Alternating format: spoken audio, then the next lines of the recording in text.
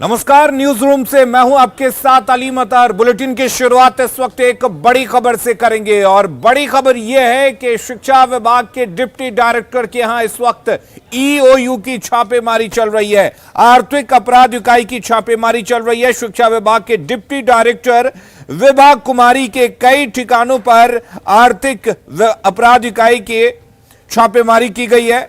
कई ठिकानों पर इस वक्त ईओयू ने रेड डाली है। मुजफ्फरपुर, पटना और वैशाली में एक साथ रेड पड़ी है।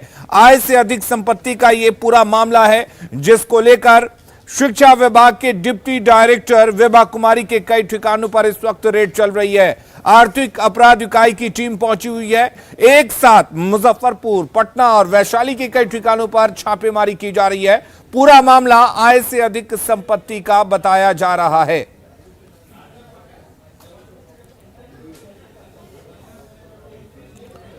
तो ये बड़ी खबर आपको हम बता रहे हैं। डिप्टी डायरेक्टर हैं विभा कुमारी शिक्षा विभाग में, जिनके कई ठिकानों पर छापेमारी चल रही है।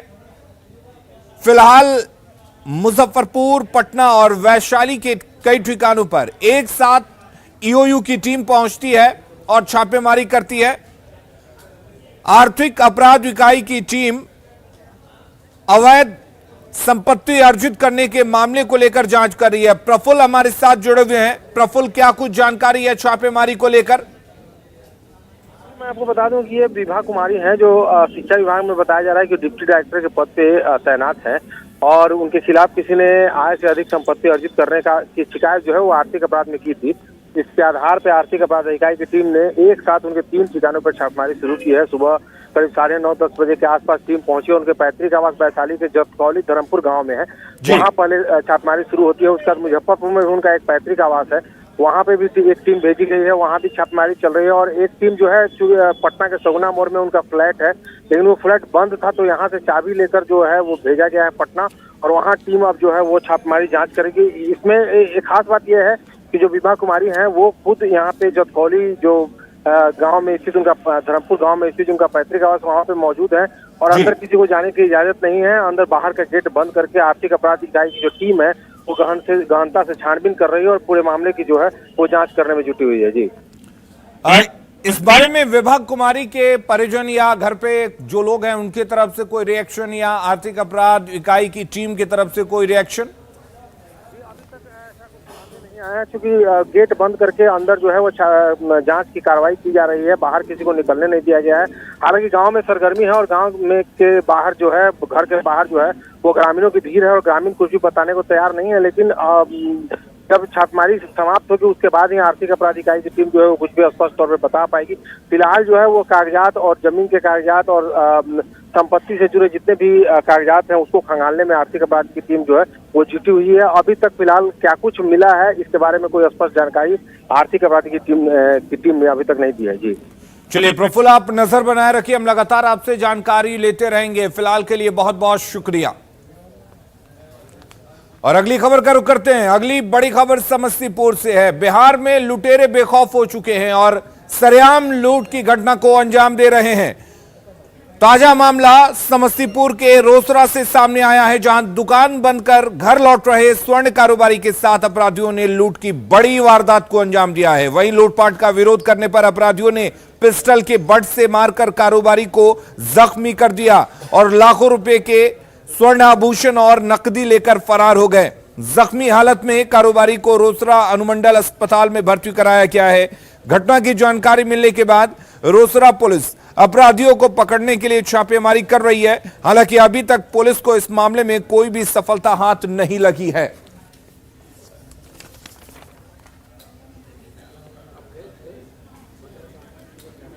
और वहीं आरा में भी एक स्वर्ण कारोबारी को अपहरण कर लिया गया और उसका अब तक कुछ पता नहीं चल पाया है। वहीं उनके परिजनों से मिलने के लिए केंद्रीय मंत्री आरके सिंह पहुंचे और जल्द ही अपहृत कारोबारी के सकुशल वापसी का भरोसा दिया है। पुलिस के हाथ हालांकि अब तक खाली हैं और परिजन किसी भी तरह की अनहोनी की आशंका जता रहे हैं। परिजनों से केंद्रीय ऊर्जा मंत्री और आरा के सांसद आरके सिंह मिले। उन्होंने कहा कि जल्द ही अपहृत कारोबारी को सकुशल पुलिस रिहा करा लेगी। आरा के नगर थाना क्षेत्र के महाजन टोली संख्या 1 स्थित आभूषण कारोबारी के आवास पर केंद्रीय मंत्री पहुंचे और उन्होंने कहा कि पुलिस अपना काम कर रही है और जल्द से जल्द अपहृत कारोबारी को सकुशल रिहा करा लिया जाएगा। चिंता की बात है, लेकिन ये प्रशासन ने कुछ प्रगति की है इस अपराध के अन्वेषण में। 2 लड़के पकड़ाए हैं, गाड़ी भी रिकवर हुई है। जो किया है अभी वो फरार है, लेकिन तलाश जारी है और मुझे पूरा विश्वास है कि पुलिस प्रशासन को पकड़ने में सफल होगी। और अगली बड़ी खबर का रुख कर लेते हैं। आपको बता दें, बिहार में एक विधानसभा सीट पर उपचुनाव का ऐलान हो गया है। 5 दिसंबर को कुर्नी सीट पर वोटिंग होगी। 8 दिसंबर को परिणाम का ऐलान होगा। आपको बता दें कि बिहार के मुजफ्फरपुर में कुर्नी विधानसभा सीट पड़ती है। यहां आरजेडी विधायक की सदस्यता गई थी। जाली ई टिकट पर भत्ता लेने का पूरा मामला था। मामले में दोषी करार दिए गए अनिल सहनी और उसके बाद उनकी सदस्यता रद्द कर दी गई और अब उसी सीट पर 5 दिसंबर को उपचुनाव कराया जाना है।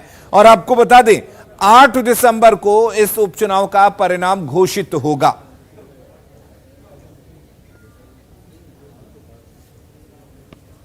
और बिहार में 2 विधानसभा सीटों पर उपचुनाव हो चुके हैं। परिणाम ईवीएम में कैद हो चुके हैं, लेकिन इसकी मतगणना कल होगी। पटना की अगर बात करें तो यहां पर मोकामा विधानसभा सीट पर उपचुनाव होने के बाद से ईवीएम के जरिए वोटों की गिनती की जाएगी और इसको लेकर तैयारी भी पूरी कर ली गई है। आपको बता दें कि रविवार को सुबह 8 बजे मतगणना शुरू होगी। पटना के आर्यभट्ट विश्वविद्यालय में मतगणना केंद्र बनाया गया है। मतगणना के लिए 14 टेबल बनाए गए हैं और 50 मतगणना कर्मी नियुक्त किए गए हैं। मतगणना केंद्र से देखिए संवाददाता रवि नारायण की यह रिपोर्ट। 2 सीटों पर हुए बिहार विधानसभा के उपचुनाव का फैसले का दिन कल है, यानी कल रविवार को मतगणना जो है वो सुबह 8 बजे से शुरू होगी और गोपालगंज और मोकामा विधानसभा की जो गिनती है वो कल सुबह 8 बजे से शुरू होगी और फैसला दोपहर तक आने की उम्मीद है। अगर मोकामा विधानसभा की अगर बात करें तो इसका जो मतगणना है वो आर्यभट्ट विश्वविद्यालय का ये जो कैंपस है यहाँ पे ये होगा और यहीं पे जो ईवीएम की जो मशीनें हैं वो लेकर रखी गई है। यहाँ पे सुरक्षा के पुख्ता इंतजाम है।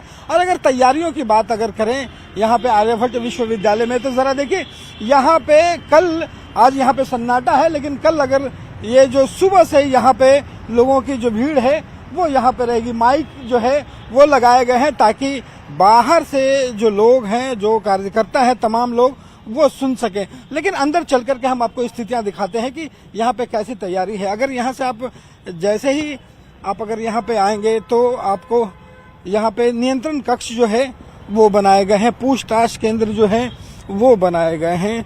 यहाँ पे आप देख सकते हैं कि आर्यभट्ट विश्वविद्यालय में कल मतगणना जो होगी उसके लिए यहाँ पे नियंत्रण कक्ष बनाया गया है। तमाम जिला अधिकारी हैं, तमाम जो पदाधिकारी हैं वो यहाँ पे रहेंगे। पूछताछ केंद्र बनाए गए हैं लोगों के लिए, वहाँ जो रहेंगे तमाम दलों के जो लोग रहेंगे, प्रतिनिधि, वो भी यहाँ पे शामिल रहेंगे। आपको बता दूं कि जो मतगणना होनी है उसे लेकर के 14 टेबल जो है वो लगाए गए हैं। 14 टेबल पर ही मतगणना होगी, जिसमें से मतगणना पर्यवेक्षक जो हैं वो बनाए गए हैं। 16 जो मतगणना सहायक जो हैं वो बनाए गए हैं। 18 जो है माइक्रो ऑब्जर्वर रखे गए हैं, जबकि 6 जो मतदान कर्मी जो हैं वो सुरक्षित रखे गए हैं। कुल मिलाकर के 50 लोगों की टीम जो होगी वो मतगणना में लगी रहेगी। सुबह से ही तमाम जो लोग हैं वो यहाँ पे पहुंचे रहेंगे। जिला अधिकारी जो हैं, निर्वाचन पदाधिकारी, एसएसपी, तमाम जो लोग हैं वो यहाँ पे विजिट करके गए हैं और सुरक्षा के पुख्ता इंतजाम जो हैं वो किए गए हैं। दंडाधिकारी जो हैं वो लगाए गए हैं। पुलिस बल जो है बड़े संख्या में यहाँ पे लगाया गया है। कल जो भी यहाँ पे प्रवेश करेगा बिना पास के जाने की अनुमति नहीं है। जिसके पास पास होगा वही अंदर जा सकेगा। अब देखने वाली बात है कि कल मोकामा का जो जनता है वो फैसला किसके पक्ष में सुनाई है। वो सुबह 8 बजे से मतगणना शुरू होगी और उम्मीद की जा रही है कि दोपहर तक ये फैसला सामने आ जाएगा। कैमरा पर्सन सुबोध के साथ रवि नारायण, न्यूज़ 18 पटना। और इधर गोपालगंज विधानसभा सीट पर हुए उपचुनाव के बाद भी मतगणना की तैयारी पूरी कर ली गई है। यहां पर थावे डाइट भवन को मतगणना केंद्र बनाया गया है। यहीं पर सुबह 8 बजे से वोटों की गिनती शुरू हो जाएगी। आपको बता दें कि मतगणना के लिए अलग अलग 14 काउंटर बनाए गए हैं जहां मतों की गिनती होगी। कुल 20 राउंड में मतगणना होगी और 9 बजे पहले राउंड का रुझान आएगा। मतगणना केंद्र से और अधिक जानकारी दे रहे न्यूज़ 18 संवाददाता गोविंद कुमार। विधानसभा उपचुनाव के मतगणना जो है कल शुरू होगी। कल सुबह 8 बजे से मतों की गणना शुरू होगी। थावे प्रखंड के डाइट भवन है उसे मतगणना केंद्र का स्थल बनाया गया है और यहाँ पर कुल 14 जो है टेबल बनाए गए हैं जहाँ पर तकरीबन 20 राउंड में मतों की गणना होगी। सदर प्रखंड के रामपुर टेंगराही पंचायत है वहाँ से मतों की गणना शुरू होगी और थावे प्रखंड के जो फुलगनी पंचायत है वहाँ जाकर समाप्त होगी। ये मतगणना केंद्र के बजगृह के बाहर जो सुरक्षाकर्मी हैं तैनात हैं और जो ईवीएम है उसकी सुरक्षा में ये कर्मी तैनात किए गए हैं। इसके अलावा यहाँ पर सीसीटीवी भी लगाया गया है जिसकी लगातार एलईडी स्क्रीन पर जो है मॉनिटरिंग की जा रही है और इससे मॉनिटरिंग करके जो सुरक्षा व्यवस्था है उसकी मॉनिटरिंग लगातार की जा रही है। इसके अलावा जो जिला निर्वाचन पदाधिकारी हैं डॉक्टर नवल किशोर चौधरी और पुलिस अधीक्षक हैं आनंद कुमार वो भी लगातार जो है मतगणना केंद्र की निरीक्षण कर तैयारियों का जायजा ले रहे हैं। यहाँ पर कुल देखें तो 9 प्रत्याशी हैं जिनके भाग्य का फैसला कल ईवीएम खुलने के साथ ही होगा।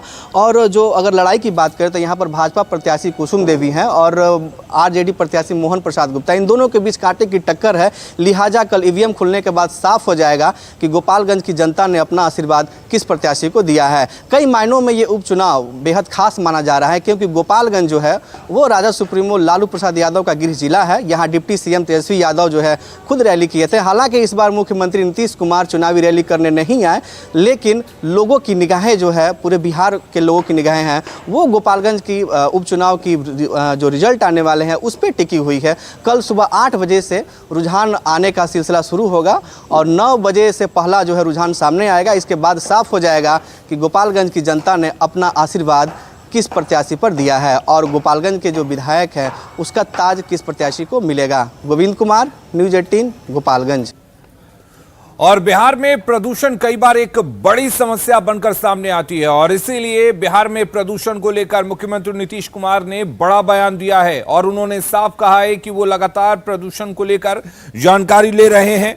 लगातार लोगों को अलर्ट किया जा रहा है। आपको बता दें 2018 से ही पराली जलाने पर बिहार में पाबंदी है और आप सबको मालूम है कि कितना बार हम 18 से ही कितना लोगों को समझाए हैं, 18 से ही कितना समझाए हैं कि जलाइए मत। तो ये सब हम आज से कह रहे हैं लोगों को और पूरे तौर पर सब लोगों को हम कहने की कोशिश कर रहे हैं। इस बार भी हमने कह दिया है कि पूरे तौर पर देख लीजिए। और जो दिल्ली का होता है वो तो बगल में जो होता है उसी के चलते असर ही पड़ता है। तो यही सबको समझना चाहिए, इसमें कोई शक नहीं। और बिहार के ज्ञान भवन में हो रहे इंडियन बिल्डिंग कांग्रेस का शुभारंभ हो गया है। सीएम नीतीश कुमार ने इस कार्यक्रम की शुरुआत की है, इसका शुभारंभ किया है। आपको बता दें कि 18 राज्यों के प्रतिनिधि इसमें शामिल हो रहे हैं। ज्ञान भवन में इस कार्यक्रम का आयोजन किया जा रहा है। 8 सालों के बाद बिहार में इसका आयोजन हो रहा है। भवन निर्माण, रख रखाव पर चर्चा की जा रही है, नई तकनीक और सुरक्षा पर चर्चा हो रही है। डिप्टी सीएम तेजस्वी यादव भी इस कार्यक्रम में मौजूद हैं। भवन निर्माण मंत्री अशोक चौधरी भी इस कार्यक्रम में पहुंचे हुए हैं। जल संसाधन मंत्री संजय झा भी शामिल हो रहे हैं। सचिव भवन निर्माण विभाग श्री कुमार रवि कि भूकंप आएगा भी तक में कुछ नहीं होगा, ऐसा बिल्डिंग बना दिया है। और वहीं पर आप समझ लीजिए ऊपर से कि एक हेलीपैड रहेगा, अगर कहीं कुछ होगा तो सब जाकर के वहां पर लोग देख करके और जो भी करना है उसको करेंगे। वो भी हम लोगों ने बनवा दिया है और वहां सिर्फ पुलिस ही नहीं है, आपदा प्रबंधन के लिए इस सब जगह से वहां पर काम है। और जो लोग भी वहां पर रहेंगे 7 दिन तक किसी भी तरह की उनको दिक्कत नहीं होगी, अंदर सारा इंतजाम। बिहार में कई जगहों को पर्यटन स्थल के रूप में विकसित करने की कोशिश की जाती है। इसके लिए कई तरह के कारगर कदम भी उठाए जाते हैं, लेकिन होता यह है कि उसके बाद रख रखाव के अभाव में वो सारी कोशिशें बेकार साबित हो जाती हैं। शेखपुरा में भी कुछ ऐसा ही हुआ है, जहां पर मटोकर दा में पर्यटन स्थल बनाने को लेकर जिला प्रशासन ने कई कदम उठाए। आपको बता दें कि पहाड़ में सौंदर्यीकरण के रूप में पौधे लगाए गए, सीढ़ी बनाया गया, रोशनी के लिए सौर ऊर्जा प्लेट से बल्ब बनाया गया, लेकिन रख रखाव की कोई व्यवस्था नहीं की गई, जिसके कारण जो भी निर्माण किया गया सभी धीरे धीरे टूटने लगे। मटोकर दाह पर हर सप्ताह गुरुवार और शुक्रवार को काफी भीड़ रहती है, लेकिन सुविधा के अभाव रहने के कारण लोग नाराज हैं। मटोकर दाह पहाड़ का जायजा लिया संवाददाता अजीत कुमार सिन्हा ने। हम लोग बहुत दिन पर आते हैं, नवादा जिला से हम लोग बिलोंग करते हैं, तो हम लोग आते हैं घूमने फिरने के लिए। तो देखते पहले आए थे तो पहले बहुत अच्छा था लगता था, छोटे में आए थे, तब जाकर होश आया, जब से होश हुआ है तब से हम लोग इधर आए हैं घूमने के लिए। तो देखें ये सब पहले से बहुत ख़त्म टूट फूट चुका है। राज्य सरकार और जिला प्रशासन पर्यटन के क्षेत्रों में काफ़ी काम कर रही है। शेखपुरा जिला को भी मानचित्र पर, पर्यटन के मानचित्र पर लाने का प्रयास किया जा रहा है। ये मटोकर का पहाड़ है, आप दिखाना चाहेंगे कि पहाड़ का इलाका है जहां पहाड़ के ऊपरी चतरा पर एक घूमने का, रहने का और ठहरने का पूरा व्यवस्था किया गया है। आप देख सकते हैं सीढ़ी का निर्माण, लेकिन रख रखाव का अभाव में सारा खराब हो चुका है, सारा टूट गया है। कोई व्यवस्था जो होना चाहिए वो दिख नहीं रहा है। आप देख लीजिए क्या स्थिति है। और ये 2019 में निर्माण कार्य इसका हुआ था। 2019 में इस पर सीढ़ी बनाया गया था, फिर ऊंचाई पर चबूतरा का निर्माण किया गया था, फिर बैठने का जो है टेबल वगैरह जो व्यवस्था होनी चाहिए था वो सारा आप देख लीजिए। पूरा एक अच्छा मैंने एक पर्यटन के दृष्टिकोण से बिल्कुल बेहतर माना जा रहा था कि चलिए शहर के लोग, गांव के लोग इस इलाके में आएंगे और एक बढ़िया वातावरण का लुत्फ लेंगे। आप देखिए कितना मनोरम दृश्य है। ये पूरा लंबा तालाब, ये पूरा देखने का इतना खुशनुमा जगह शायद शेखपुरा में कहीं नहीं है। और इसको विकसित करने के लिए जिला प्रशासन ने अपना एक जो प्रकलन था वो भी बनाया था कि इसको ज़्यादा ज़्यादा विकसित किया सके। लेकिन स्थिति यह है कि निर्माण कार्य भी हुआ और उसके बाद पूरा ये जर्जर स्थिति में हो गया। सारा इसका जो भी बनाया गया था वो सभी टूट गया है। ज़रूरत है कि पर्यटन स्थल अगर विकसित करना चाहते हैं तो जो निर्माण कार्य है उसकी तो सुरक्षा होनी चाहिए, साथ ही पूरे रूप में इसका ऐसा विकसित होना चाहिए ताकि मानचित्र पर भी ये दिखाई दे कि पर्यटन स्थल शेखपुरा का मटोकर दाह है।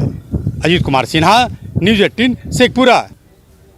और भागलपुर से इस वक्त एक बड़ी खबर आ रही है, जहां पर बेखौफ मंचलों ने एक छात्रा पर हमला कर दिया है। छात्रा के सिर पर बोतल मारी गई है और इसमें चोट लगने के बाद सड़क पर छात्रा गिर गई है। आप अंदाजा लगा सकते हैं कि किस तरह से भागलपुर में मंचले बेखौफ हो चुके हैं। सिर पर बोतल से हमला किया गया है, चोट लगने के बाद से छात्रा सड़क पर गिरी है। नाथनगर के ललमटिया की घटना बताई जा रही है। छात्रा को फिलहाल अस्पताल में भर्ती कराया गया है। तुम लोग साथे में थी, तुम लोग पकड़ नहीं पाए उसको, 3 लोग मिल गिरे। ठीक हो गया। झारखंड में सरकारी अस्पतालों में डॉक्टर की लापरवाही के मामले अक्सर सामने आते रहते हैं। हजारीबाग में भी एक ऐसा मामला सामने आया है, लेकिन इस लापरवाही के वजह से मरीज की जान पर बनाई है। दरअसल यहां पर सरकारी अस्पताल में एक मरीज का स्टिच खुल गया और यह डॉक्टर की लापरवाही की वजह से हुआ। अब मरीज जगह जगह अस्पताल के चक्कर काट रहे हैं और लाखों रुपए खर्च कर रहे हैं।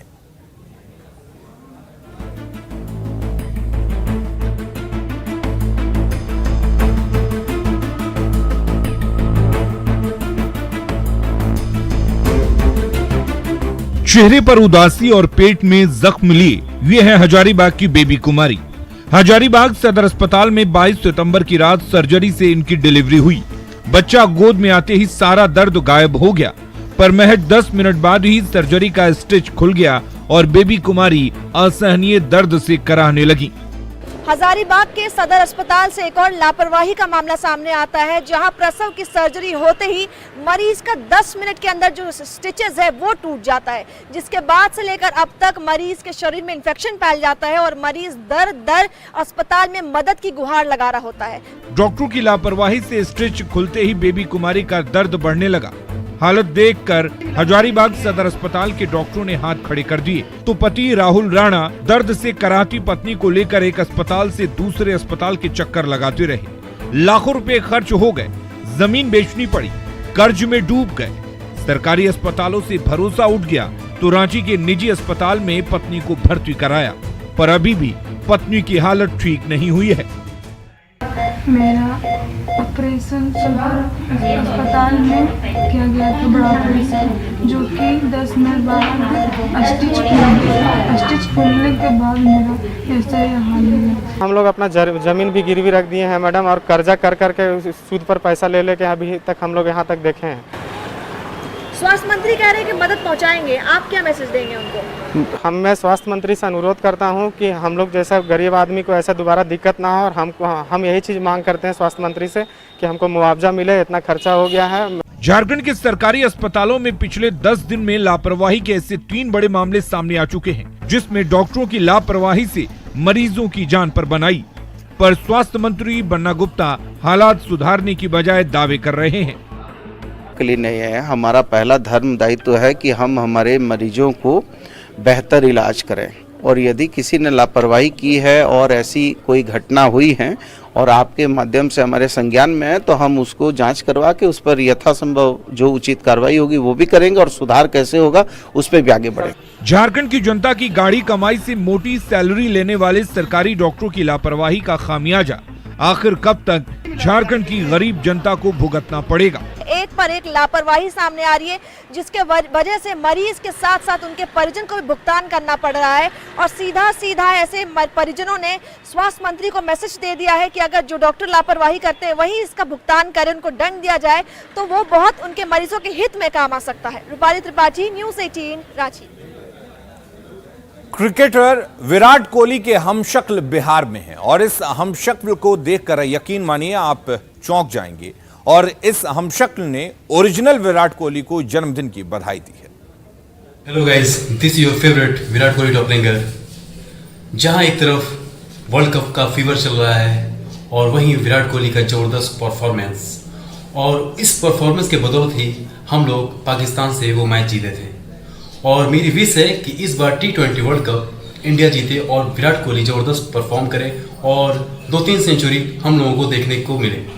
और आज बहुत ही स्पेशल डे है कि विराट कोहली का बर्थडे है। Happy birthday to the greatest player of the century. Today is your birthday, all the best for your today and tomorrow.